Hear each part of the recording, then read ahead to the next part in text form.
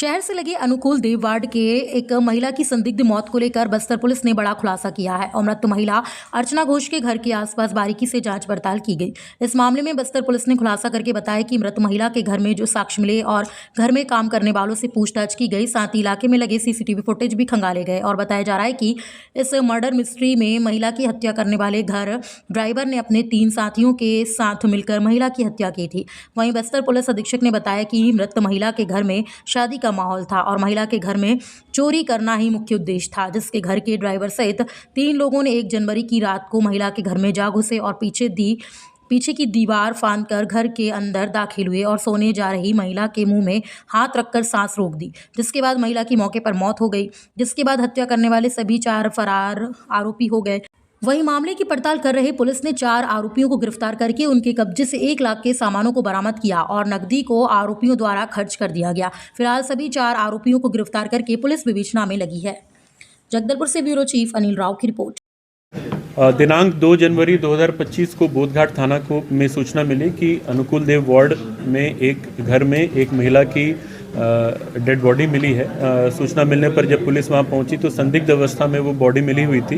तत्काल फॉरेंसिक की टीम को बुलाया गया और घटनास्थल की पूरी जांच की गई। जांच के पश्चात ऐसा प्रतीत हुआ कि ये हत्या का केस है।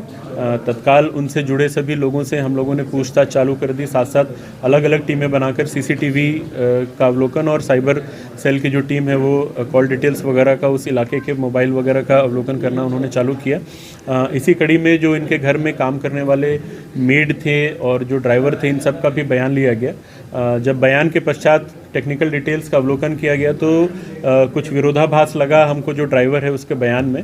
उसकी एक्टिविटी भी संदिग्ध लगी और उसके और मृतिका के कॉल डिटेल्स में 1-2 नंबर कॉमन मिले थे, जिसमें से एक जोसेफ कश्यप का नाम आया था। जोसेफ कश्यप को उठाया गया, उससे पूछताछ की गई तो उसने शुरुआत पहले तो पुलिस को गुमराह करने की कोशिश की, लेकिन जब फैक्ट्स उसके सामने रखे गए तो फिर वो टूट गया और फिर उसने पूरी कहानी बताई।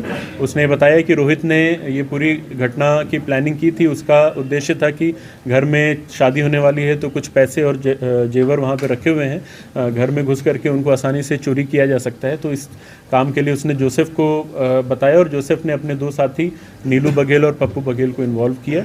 ये लोग मिल करके 1 तारीख की रात में घर में घुसे, सीढ़ी के माध्यम से फर्स्ट फ्लोर पे गए और वहाँ पे इनको ऐसा एहसास था कि महिला सो गई हैं। इन लोग जब उनके कमरे में गए तो महिला ने कुछ आवाज़ करने का प्रयास किया तो इन लोगों ने जाके उनके मुंह पे अपना हाथ रख करके मुंह दबा दिया और इस स्ट्रगल में महिला की मृत्यु हो गई। और मृत्यु के पश्चात ये लोग वहाँ से अलमारी में कुछ सामान और कुछ कैश था वो निकाल करके ले गए और उसके पश्चात फिर ये लोगों ने सामान को आपस में बांट लिया था। पुलिस ने जब अपनी तस्दीकी की तो इन 4 को हिरासत में लिया, इनसे पूछताछ की और जो सामान चोरी हुआ था, जो जेवर चोरी हुए थे वो भी बरामद कर लिए गए और कुछ पैसे जो थे वो भी लगभग 36,000 बरामद किए हैं। कुछ 15,000 के आसपास का जो रकम है वो इन लोगों ने खर्च कर दिया था।